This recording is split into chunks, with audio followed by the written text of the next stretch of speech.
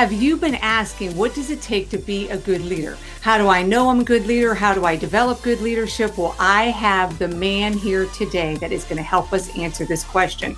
Michael Ross is part of HBK Performance. He is all about leadership. He is the author of 4 books, and he is going to give us the skinny on how to be a good leader. So stick around.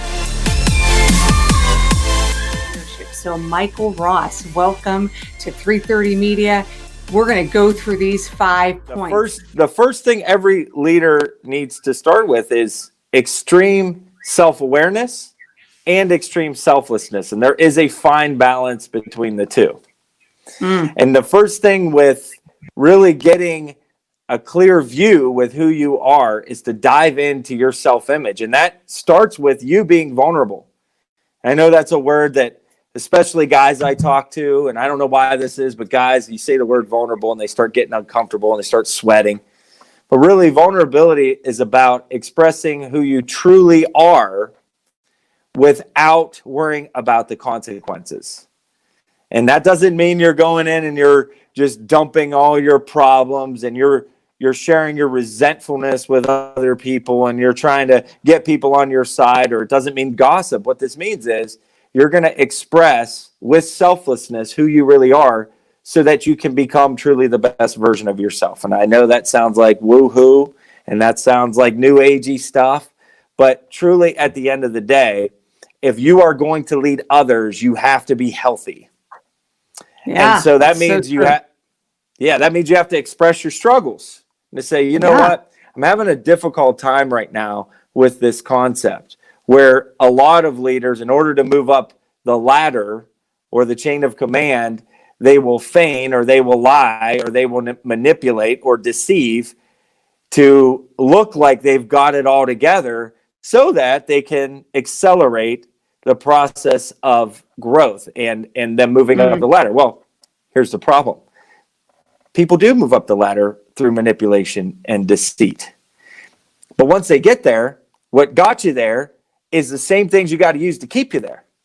And that's a very difficult struggle. And I've coached a lot of leaders over the years who have years and myriads of regrets because they manipulated, they lied, and they deceived to get to the level that they were at. And now they struggle with the regret, and they struggle because they lack the skills to lead others.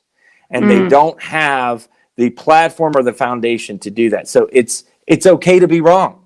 That old school notion in leadership that you got to have it all together and you don't want to share your struggles with others, that's garbage.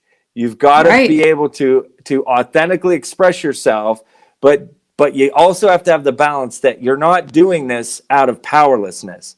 You're doing it to be powerful, to say, hey, I have struggles that I am working through, and I want you all to know that I'm here for you because I know you'll be here for me as well. The other thing, too, I am big on brutal evaluations of oneself, because the truth does set us free.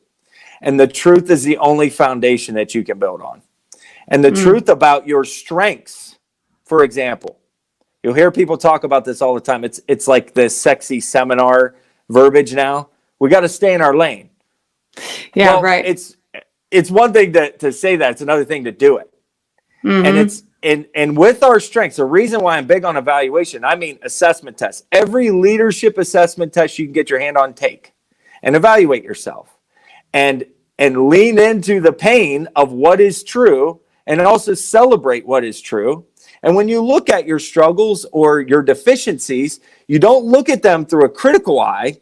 What you do is you think to yourself, who on my team is strong in this area that I can ask for help? Because that's the other thing. As a leader, your job is not to be able to do all the jobs. It's to be able to get the team to do the right jobs. And individuals on teams have specific set of strengths that they should have specific set of responsibilities to go with.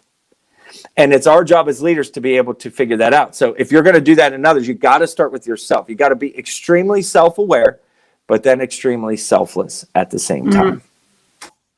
Okay, so number 4 is a leader must have a vision. This is the number one reason, if you really break it down, that separates leaders from followers. Okay. And leaders have a vision, followers do not. So according to the statistics in Harvard Business, 97% of people do not have clear written visions for their life. So what that tells us is a very simple analogy that most people in life are lost. And you look at the landscape of society and you say, why are people so dang frustrated, angry, and afraid? Well, they're lost. Have you ever been lost? How does it feel? It's frustrating. It makes you angry, and it can make you afraid. It can also create resentment. It can create hostility. So go across the board of what emotions you feel when you're lost, and that's where the vast majority of people are in our world. Leaders have a vision. They are very clear about where they want to go, and it's very, very simple. Here's where I'm going. Are you willing to go with me? So to start a vision, you've got to start by dreaming.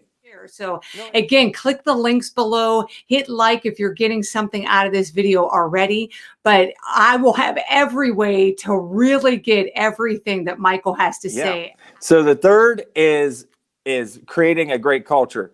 The whole job of a leader, the reason leaders exist, is to create an environment where people can flourish. So it has to be built on the right foundation. And these are what I call the cores of culture. The reason most people, that the statistics show that 87.7% of people are not passionate about what they do for a living. And that's even people who really have the strengths to work, in their proper strength zones, okay, are not fulfilled because the majority of cultures are built like communist regimes. Where you got lots of power at the top that control everything and control the way people think, the way they act, the way they move, the way they breathe. And there's a lot of control. And Michael, when you're talking about culture and control, just to give, again, this is information that you share amazingly in your books. You're not talking about the culture of America. You're talking about the culture of a specific business. So if I own business A and I'm the owner and the leader of it, you're specifically saying the word culture to zero us in on what I can control. I might not be able to control the culture of America, but in the place that I'm leading, the thing that I'm developing, I have the ability to create a culture there. So just so you know, you read Michael and talk to him. He's not talking about the culture of the world. He's talking about your culture. So go ahead then to help us zero in on that. Yeah, thanks for clearing that up. And that is absolutely a leader's job, is to create a great culture in the construct that they lead.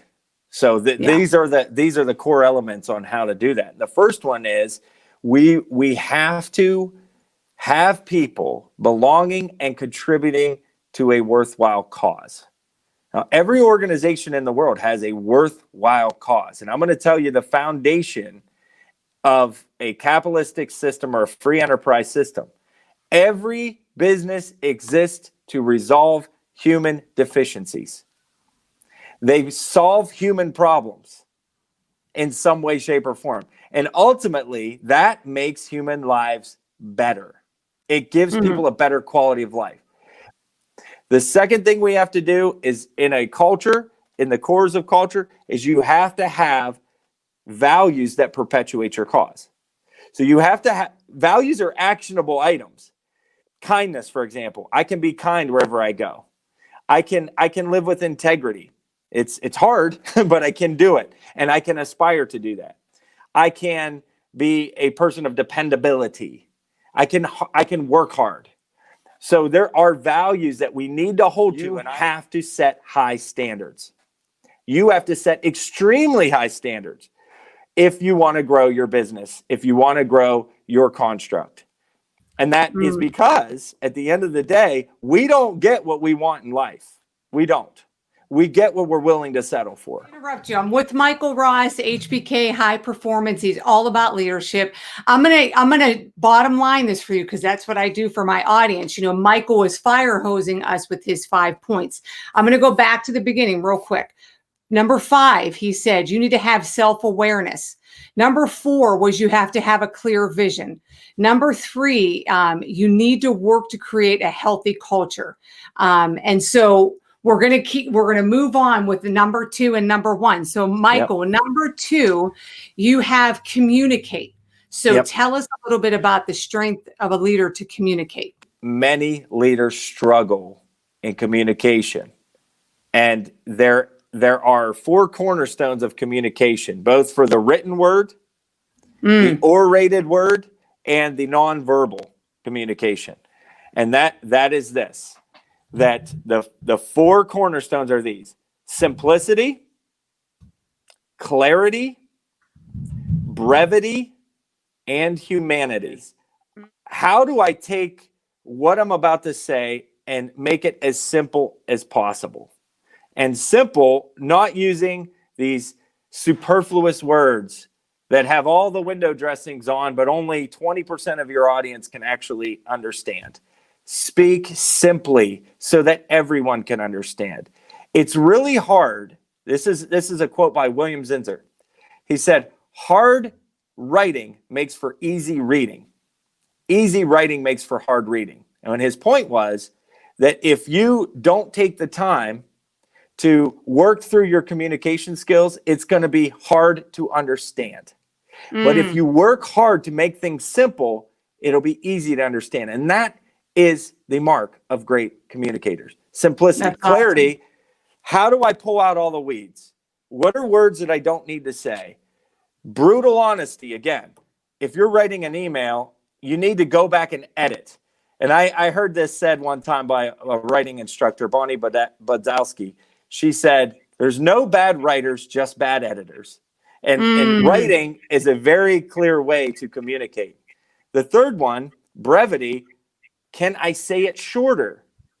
Because I need to give people time to consume and to sit on the information. How do I say it shorter? Brief. And then the last one is humanity. How does this connect? Because at the end of the day, if you don't connect with people, you are not going to be able to lead them forward. And so connection is partly it's listening, it's saying something and stopping and reading body language and seeing how they connect with it. And then it's also using analogies. This is why story is so important to communication, being able to tell stories in a great way. Why? Because it connects to all of humanity. Why do we love the movies that we love? Well, all of us feel like the underdog. Right. All of us feel like the world is against us sometimes. And so we put ourselves in that narrative and it connects to us as human beings. It's very, very important to use those 4 cornerstones and to always evaluate yourself as a leader with those 4 cornerstones. Number 1 is leaving a legacy and walking away.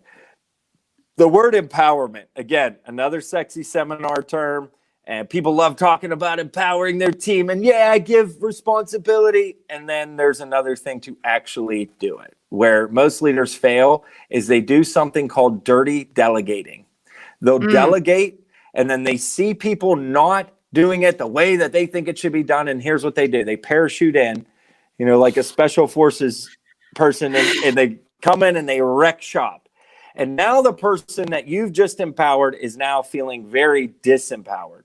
And they're not, and you're not able to walk away. The goal of leadership isn't to see how great you can become, but how great you can help others become.